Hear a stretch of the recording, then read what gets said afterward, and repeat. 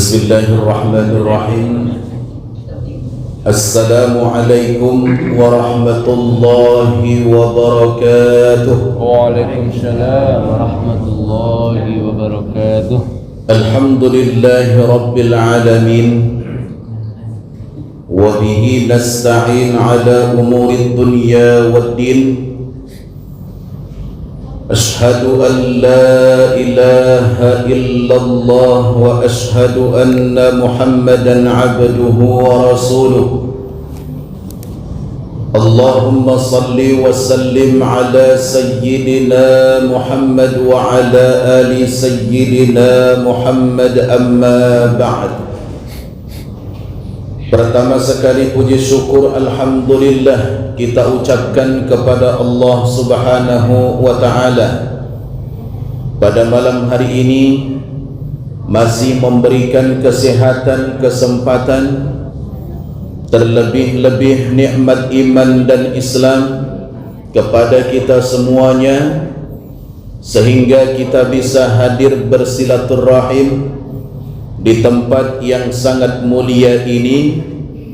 Mudah-mudahan Allah senantiasa memberikan kemuliaan kepada kita semuanya. Amin.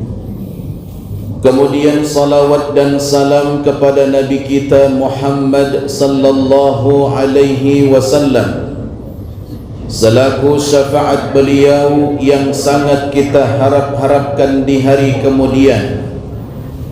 Allahumma salli wa sallim ala sayyidina Muhammad wa ala ali sayyidina Muhammad. Bapak-bapak, ibu-ibu, orang tua saya, para alim ulama, jamaah sekalian yang dirahmati oleh Allah Subhanahu wa ta'ala. Pada malam hari ini, malam Ahad atau Sabtu malam Ahad, yang insyaallah bertepatan pada malam 10 Muharram, atau yang disebut dengan istilah malam Ashura. Ashura itu artinya 10. Maka dari kalimat Ashura inilah orang-orang Jawa menyebut nama bulan Muharram itu dengan sebutan bulan Suro. Kenapa disebut bulan Suro? Karena ada kalimat Ashura. Suro itu artinya 10, Ashura 10. Yang ke-10 dari bulan Muharram itu maka diambil menjadi nama dan sebutan bagi kita semua, yang sudah tidak asing bagi kita semuanya. Jadi bulan Muharram ini orang Jawa menyebutnya dengan bulan Suro. Tapi bukan berarti Bapak Ibu, bulan Muharram ini, bulan Suro ini seperti apa yang dikatakan orang. Apa kata orang? Sebagian orang mengatakan bahwa bulan Suro itu bulannya musibah, bulan Suro itu bulannya malapetaka, bulan Suro itu bulannya hal-hal yang tidak baik terjadi. Apakah benar bulan Suro itu sesuai dengan apa yang disebutkan oleh sebagian orang? Kalau kita punya keyakinan sesuatu itu baik, maka kita pun akan dapat kebaikannya.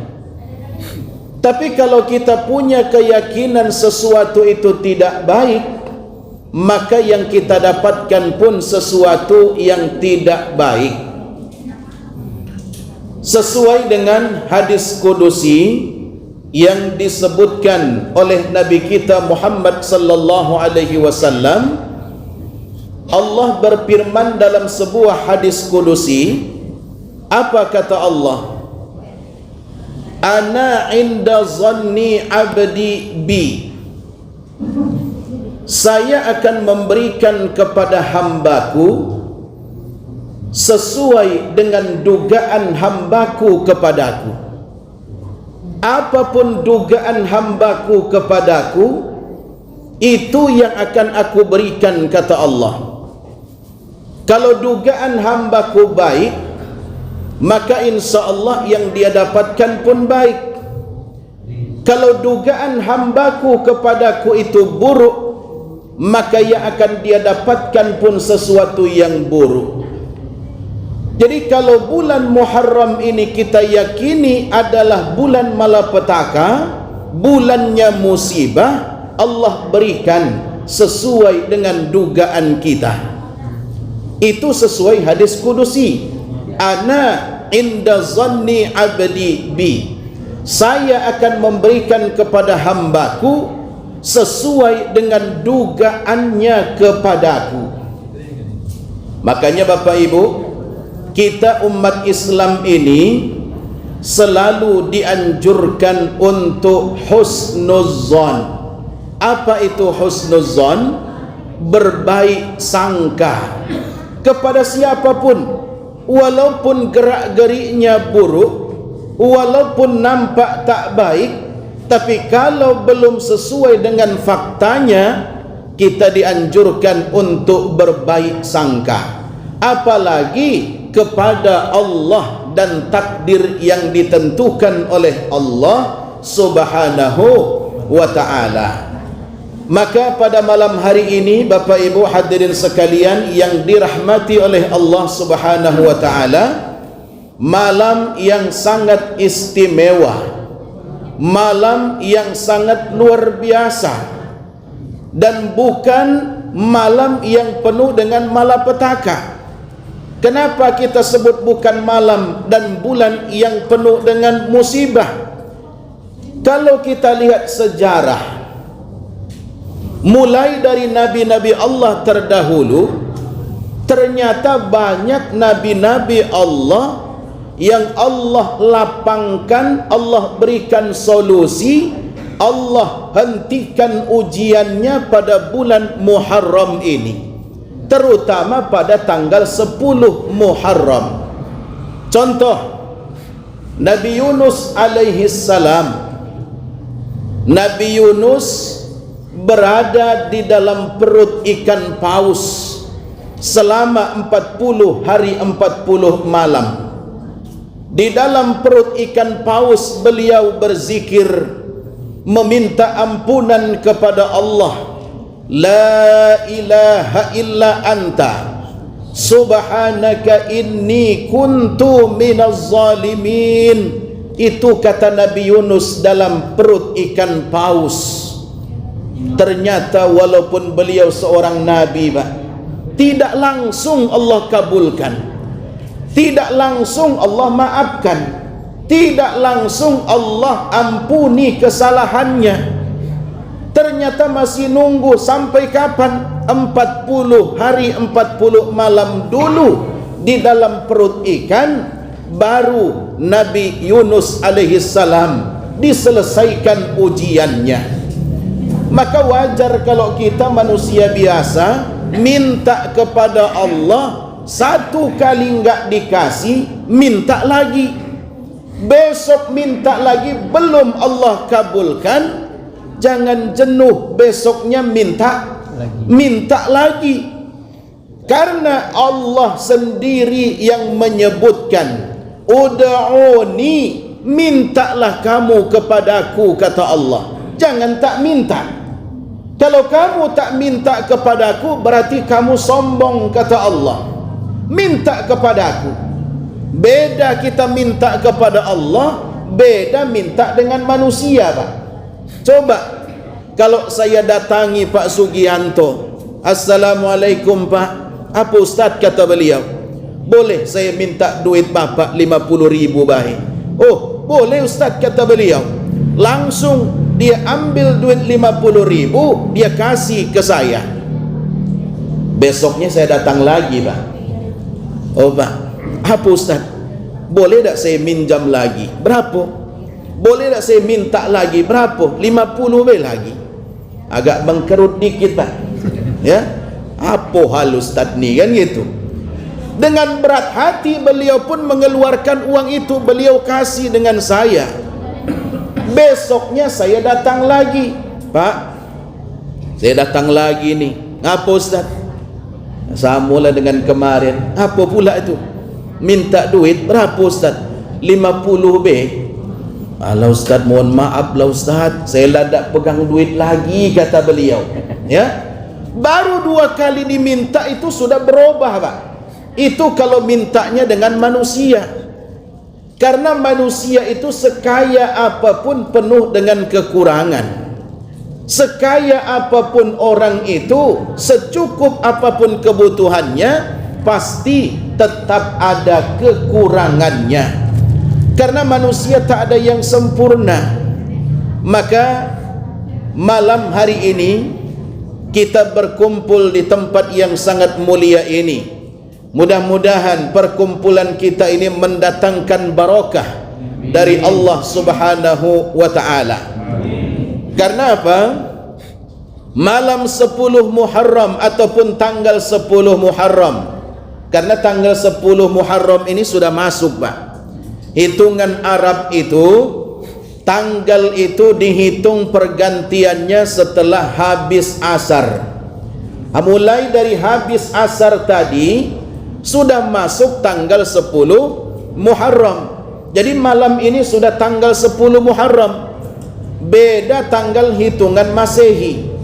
Kalau hitungan Masehi itu dihitung dari jam 12.00, ya, itu hitungannya. Kalau bulan Arab dihitung dari waktu setelah solat asar.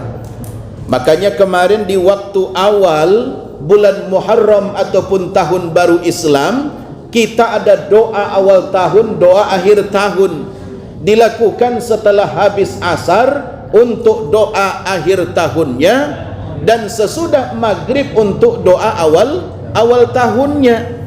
Jadi ini sudah tanggal 10 Muharram.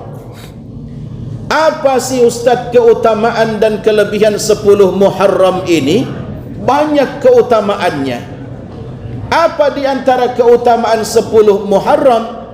Termasuk malam ataupun tanggal 1 Muharram ini, kita dianjurkan untuk banyak bersedekah. Banyakin sedekah. Yang biasanya di hari-hari lain sedekahnya 100.000, 200.000, malam hari ini lebihkan sedekahnya, buat menjadi 300.000. Yang biasa cuma 2.000, malam hari ini naikkan dikit jadi 5.000. Yang biasa 5.000 naikkan dikit menjadi 10.000, khusus untuk malam hari ini. Terutama kata Nabi sallallahu alaihi wasallam, apa kata beliau?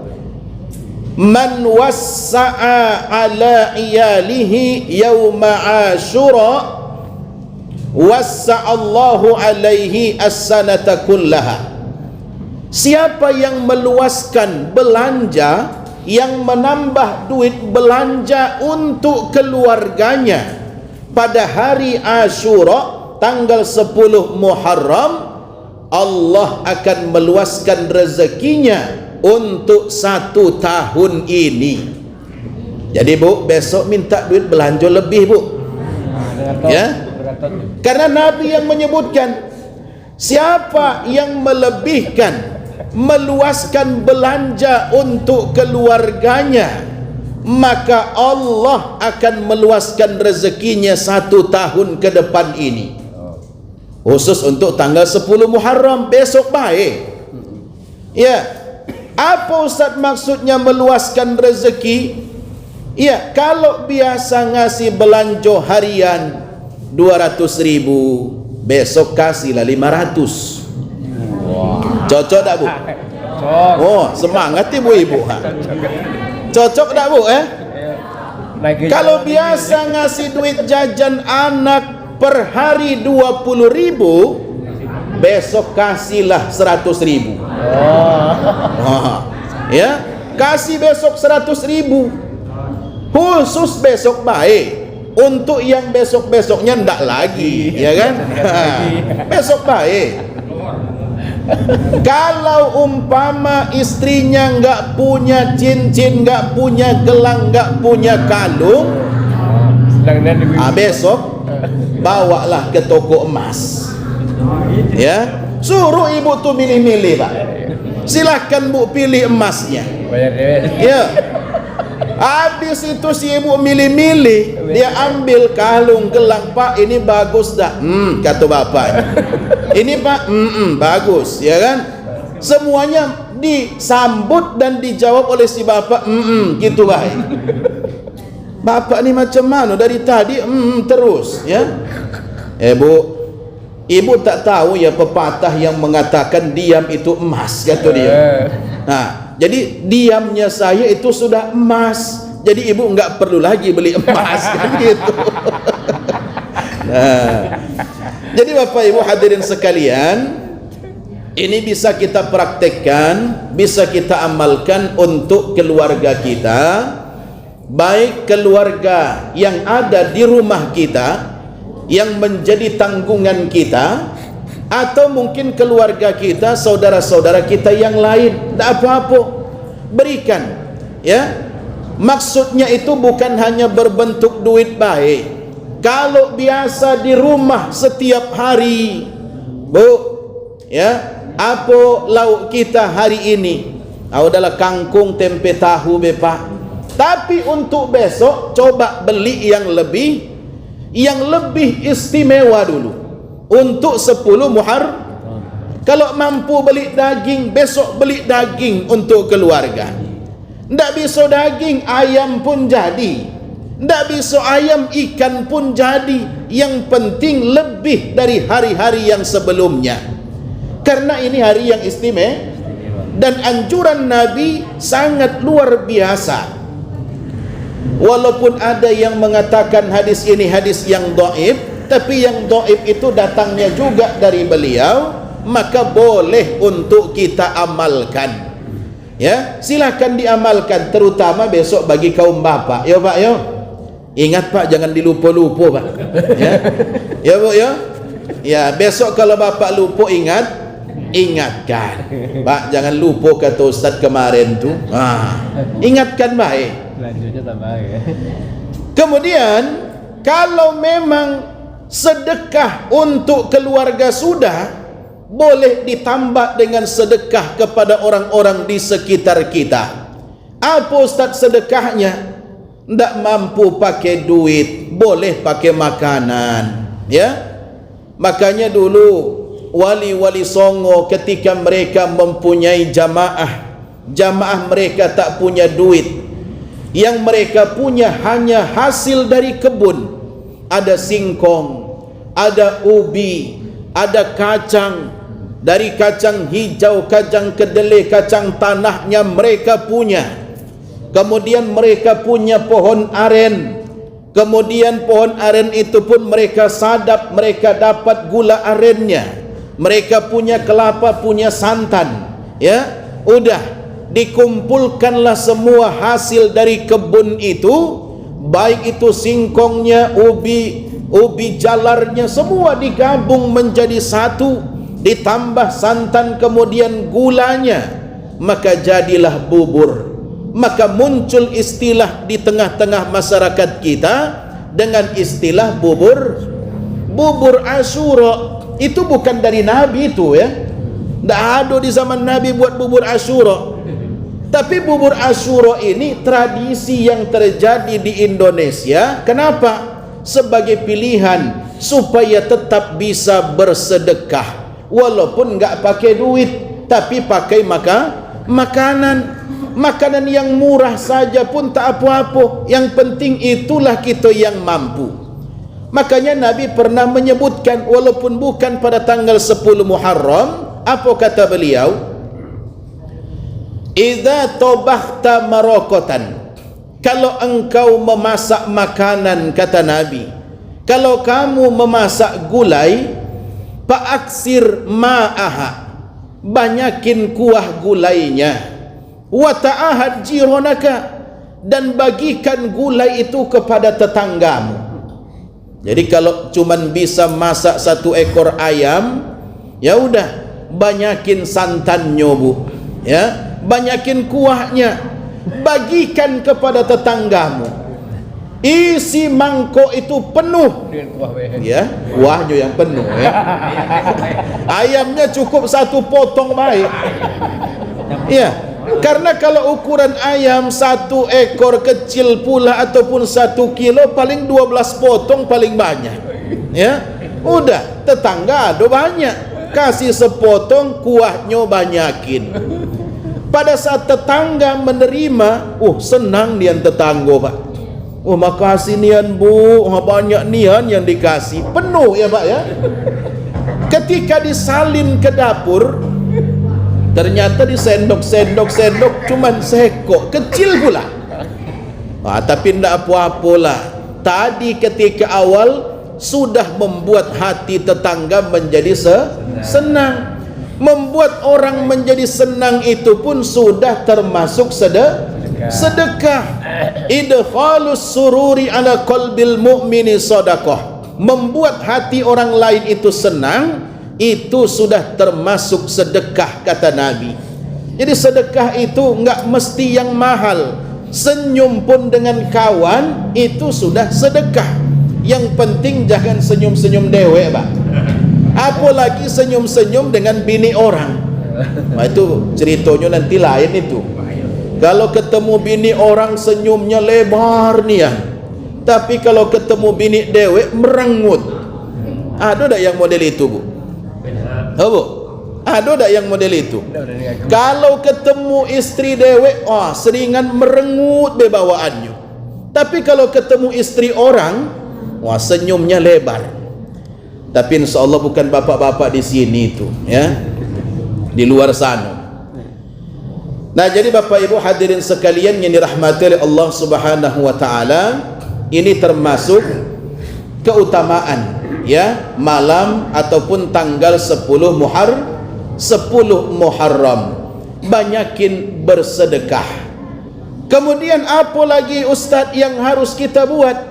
Besok kita disunnahkan untuk melakukan puasa. Puasa apa namanya? Puasa Asyura. Nawaitu sauma Asyura. Sengaja aku niat puasa Asyura, sunnatan lillahi ta'ala. Sunnah karena Allah ta'ala. Puasa Asyura. Apa Ustaz keutamaan puasa besok? Yukabbiru as-sanatal madiyah. Siapapun yang puasa tanggal 10 Muharram besok, itu pahalanya sama seperti dihapuskan dosanya 1 tahun yang telah lewat. Berarti tahun kemarin dosa kita terhapus, kata Nabi. Kalau macam tu saya tak perlu lagi kita ini baik-baik buat maksiat bila setelah itu. Kan sudah terhapus. Kemarin saya puasa Arafah katanya. Puasa Arafah 2 tahun diampuni. Tahun yang telah lewat, tahun yang akan datang. Berarti aku tak berdosa lagi. Bukan berarti begitu komitmennya, ya. Itu merupakan satu keistimewaan yang Allah berikan. Maka ketika kita melakukan satu keistimewaan, akan Allah balas dengan keistimewaan yang lain. Jadi bagi kita besok yang bisa puasa, bolehlah besok kita ikut berpuasa, terutama kaum bapa. Karena terkadang kaum bapa ni agak payah diajak puasa, Bu. Ya Bu ya. Ibu-ibu biasanya yang rajin puasa. Terkadang kaum bapa diajak puasa tak mau ngapuh, tak bisa nahan rokok. Ya, rokok inilah sebetulnya tidak bisa saya tahan, kata dia.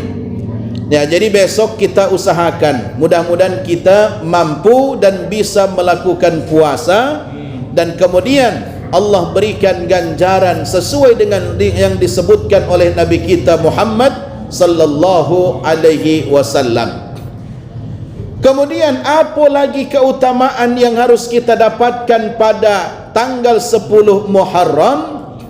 Tanggal 10 Muharram adalah hari raya untuk anak-anak yatim. Cari anak-anak yatim, temui anak-anak yatim. Apa yang harus kita lakukan? Bukan cuma nemuin baik.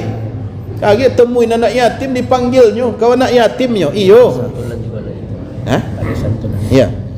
Nah, jadi cari anak-anak yatim, berikan santunan. Tak bisa banyak, dikit pun jadi. Yang penting penuh keikhlas. Ya, kata Pak Sugianto, kita pun ya di masjid ini insya-Allah setiap tahun dan malam ini pun akan kita berikan santunan untuk anak-anak yatim. Kenapa? Karena anak-anak yatim itu merupakan anak yang sangat dicintai oleh Nabi. Orang yang tidak sayang dengan anak yatim berarti dia tidak sayang dengan Nabi. Siapa yang membenci anak yatim berarti membenci saya, kata beliau. Karena saya terlahir dalam kondisi yatim. Saya ini yatim, kata beliau. Ya, sudah yatim miskin pula, kata beliau. Tapi walaupun beliau miskin, tetap doanya kepada Allah, beliau selalu minta dibuat sebagai orang miskin. Ada doa, Pak. Doa ini disebutkan oleh baginda Nabi. Saya yakin doa ini satu pun di antara kita tidak ada yang berani untuk mendoakannya, walaupun itu datang dari Nabi. Apa doanya? Allahumma ja'alni miskinan. Ya Allah, jadikan aku orang miskin, kata Nabi. Wahsyurni fi zumratil masakin. Dan kumpulkan aku bersama dengan orang-orang Ada tak yang berani berdoa pakai doa itu, Bu? Ya Pak, ada tak yang berani? Saya pribadi pun tak berani, Pak. Ya, ya, saya pribadi pun tak berani. Ini merupakan doa Nabi yang mungkin tak diamalkan orang ini, Pak. Karena takut. Setiap orang pasti minta rezekinya diluaskan, rezekinya dibuat banyak. Tak ada orang berdoa minta rezeki yang dikit, tak ada. Nah, makanya pada besok hari ataupun malam ini, yang mampu memberikan santunan untuk anak yatim, berikan santunan. Kemudian kalau kita memberikan santunan, dianjurkan juga untuk mengusap kepalanya. Usap kepala anak yatim itu dengan penuh kasih sayang. Jangan ditolak-tolak macam itu, ya. Tapi dielus. Siapapun yang mengusap kepala anak yatim pada tanggal 10 Muharram, insya-Allah dosa-dosanya pun akan diampuni oleh Allah Subhanahu wa ta'ala. Berikan santunan, usap kepalanya, mudah-mudahan rezeki kita semakin berkah. Amin ya rabbal alamin. Apa lagi Ustaz yang dianjurkan? Kita dianjurkan pada tanggal 10 Muharram membersihkan diri, baik dari dosa-dosa kita, bertaubat kepada Allah. Begitu juga badan zahir kita, bersihkan kuku kita, potong kuku. Yang punya kumis, rapikan kumisnya. Yang punya jenggot, rapikan jenggotnya. Ya, bersihkan yang kotor dari badan kita. Bagaimana Ustaz kalau saya malas motong kumis, motong jenggot, kemudian istri saya yang motong? Oh, itu lebih bagus, Pak. Ya, itu lebih bagus. Seorang wanita, seorang istri yang mau merapikan kumis, jenggot, bahkan menyisir rambut suaminya, nanti akan dimudahkan saat sakaratul maut dan akan diberikan minum dari telaga Kausar. Mau bayangkan itu? Ada yang pernah nyisir rambut suaminya? Hah? Ada tak? Disisir, dibelai lembut, ada tak? Kalau tidak ada, mulai besok mulailah, ya. Mulailah besok, ya. Nampak kumis suami sudah tidak beraturan lagi, ada yang tak kemana-mana kumisnya, mulailah rapikan kumis suamimu, ya. Jenggotnya rapikan, sisir rambutnya, maka insya Allah akan diberikan kemudahan pada saat sakaratul maut. Mau dah? Mau? Kalau mau praktekkan mulai besok. Ya. Jadi bapak pun jangan kaget kalau tiba-tiba istri datang, Pak sini Pak, biar aku sisir rambut bapak katanya kan. Tapi sisirnya pun jangan marah Bu, ya kaget rontok rambutnya. Ya, pelan-pelan, penuh dengan kasih sayang. Karena ibu-ibu ini sebetulnya banyak Pak dapat pahala kalau ibu-ibu mau. Contoh, ibu ini bisa dapat pahala memberikan makan orang miskin sebanyak 1000 orang. Tanpa memberikan makan 1000 orang, tapi dapat pahalanya seperti memberikan makan 1000 orang miskin. Apa yang harus dilakukan kaum ibu? Cukup mudah. Apa Ustaz? Siapa perempuan yang membelikan pakaian untuk suaminya, itu sama dengan memberi makan 1000 orang miskin. Pernah beliin baju baru dari duit dewe? Bu, pernah dah? Beliin baju untuk suami ya dari duit dewe? Pernah? Pernah? Nah, kalau pernah berarti sudah dapat 1000 orang miskin yang ibu berikan makan. Kalau belum pernah, besok beliin lah. Ya, mumpung besok itu hari yang mumpung besok hari yang istimewa, ya cari. Ya, walaupun bapak tak tahu, diberikan surprise, diberikan kejutan. Tiba-tiba lah ada baju baru. Wah, memang hebat ni adalah ustaz tu, kata bapak-bapak ni, ya kan. Nah, jadi bapak ibu hadirin sekalian yang dirahmati oleh Allah Subhanahu wa taala, jadi banyak sekali keutamaan yang sebetulnya didapatkan oleh kaum ibu kalau mereka mau. Bahkan mencuci pakaian suami saja Pak, satu helai pakaian suami yang dicuci oleh istrinya, itu akan diberikan 1000 kebaikan, dihapuskan 1000 keburukan. Bayangkan itu, berapa helai baju yang ibu cuci setiap hari, walaupun pakai mesin cuci. Kalau ibu-ibu ini tahu keutamaan mencuci pakaian suaminya, belum dilepas masih dipakai pun dipaksa Bu supaya dilepas. Ya, saking hebatnya pahala itu. Ya, maksa untuk dicuci, ya kan? Nah, jadi bapak ibu hadirin sekalian yang dirahmati oleh Allah, maka mari untuk besok kita perbanyak sedekah, dan kemudian mari kita lebihkan uang belanja untuk keluarga kita agar kita mendapatkan keberkahan dari Allah. Dan tentunya ada amalan yang bersifat zikir ataupun wirid yang bisa kita bacakan mulai malam ini sampai besok. Maka dianjurkan kita membaca hasbunallah wa ni'mal wakil, ni'mal maula wa ni'man nasir. Berapa Ustaz? Minimal 70 kali. Lebih ndak apa-apa. Ya. Hasbunallah wa ni'mal wakil, ni'mal maula wa ni'man nasir. Itu baik zikirkan, ambil tasbih, ya. Yang sering lupa ataupun sering tertidur, kadang berzikir tasbihnya jatuh dewek karena tertidur, ya carilah tasbih yang digital itu. Andaikan itu jatuh, hitungannya tetap ada, ya. Ya, hasbunallah wa ni'mal wakil, ni'mal maula wa ni'man nasir. Ini merupakan doa yang dibaca oleh Nabi Ibrahim. Hasbi Allah wa ni'mal wakil, kata beliau. Pada saat Nabi Ibrahim dibakar di bara api, itu zikir beliau. Ya. Pada saat itu datang seekor cicak menghembus-hembus api itu supaya api itu menjadi makin besar. Tapi apalah daya kekuatan cicak, ya kan? Nah, dihembusnya pun tak akan padam, tak akan makin menyala juga, tak ada efeknya.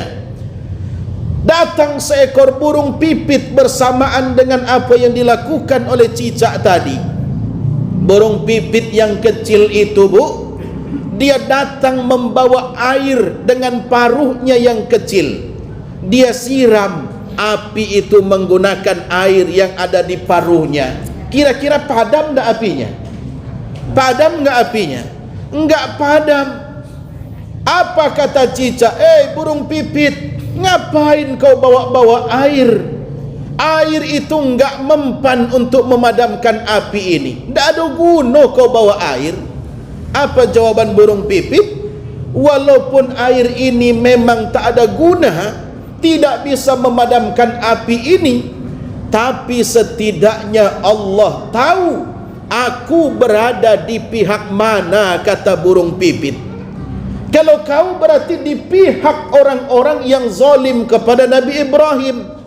Makanya cicak itu binatang yang memang dianjurkan untuk dibunuh, ya. Ya, dianjurkan untuk dibunuh, berpahala membunuhnya. Jadi kalau ada cicak di rumah kita bunuh, itu dapat pahala. Karena cicak ini termasuk binatang yang kurang ajar, Pak. Ada tempat, ada makanan, tiba-tiba lah datang dia, buang air di atasnya. Ada kawan lagi tidur, mulutnya ngango, datang dia ke atasnya. Nah, itu cicak. Makanya dianjurkan untuk dibunuh. Nah, jadi hasbunallah wa ni'mal wakil, ni'mal maula wa ni'man nasir. Apa lagi yang harus kita baca besok, mulai malam ini sampai besok? Bacalah tasbih al-baqiyatus solihat, subhanallah walhamdulillah wa la ilaha illallah wallahu akbar wa la hawla wa la quwwata illa billahil aliyyil azim. Berapa kali? Berapa mampunya? 100 kali bisa, 100 kali kita baca. Lebih juga lebih baik. Ditambah lagi zikirnya Nabi Yunus, la ilaha illa anta subhanaka inni kuntu minaz zalimin.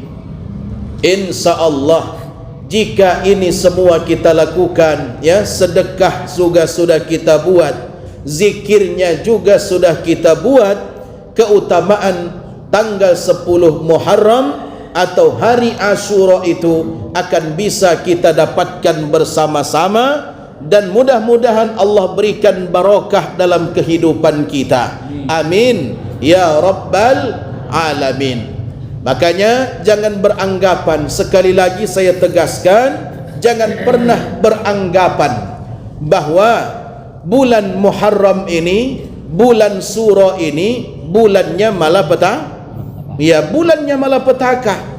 Tapi ingat, bulan Muharram itu adalah bulan yang penuh berkah, bulan untuk ladang pahala.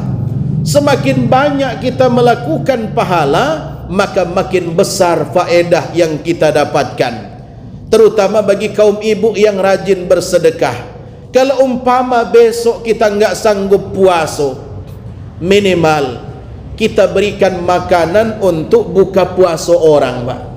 Ya, mana tahu besok kita tidak bisa puasa dengan berbagai macam hal yang mungkin menjadi uzurnya.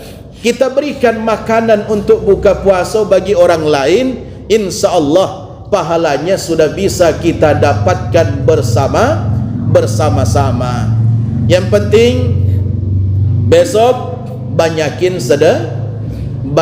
sedekah, terutama untuk anak-anak, ya, anak-anak yatim.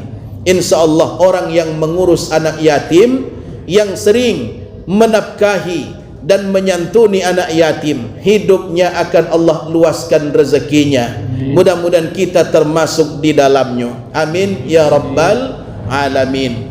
Baiklah Bapak Ibu hadirin sekalian yang dirahmati oleh Allah Subhanahu wa taala, karena kita masih ada acara santunan untuk anak yatim, ya, mungkin inilah yang bisa saya sampaikan pada kesempatan kali ini. Mudah-mudahan ada manfaat bagi kita semuanya. Mohon maaf atas segala kesalahan dan kekhilafan. Wallahul muwaffiq ila aqwamit thariq. Assalamualaikum warahmatullahi wabarakatuh. Waalaikumsalam warahmatullahi wabarakatuh.